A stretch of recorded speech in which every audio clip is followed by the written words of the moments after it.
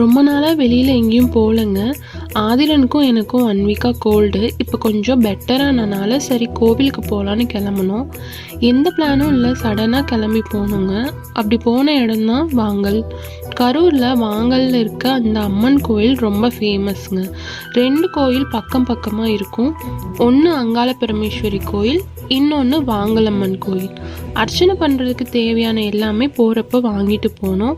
பொதுவாக செவ்வாய், வெள்ளி, பௌர்ணமி அப்புறம் ஆடி மாதத்துல தான் அம்மன் கோவிலில் கூட்டமாக இருக்குங்க. நேற்று நாங்கள் போன டைமில் கூட்டமே இல்லை. நாங்கள் ஃப்ரீயாக சாமி பார்த்துட்டு ரிலாக்ஸ்டாக கொஞ்சம் நேரம் அங்கே உட்காந்துட்டு வந்தோம். மனசுக்கு ரொம்ப நிறைவாக இருந்துச்சுங்க. மதியத்துக்கு மேலே தான் கிளம்பி போனோம். எந்த அவசரமும் இல்லாமல் ரொம்ப பொறுமையாக போயிட்டு வந்தோம். கோவிலுக்கு போயிட்டு வரதே ஒரு தனி சந்தோஷத்தை கொடுக்குதுங்க.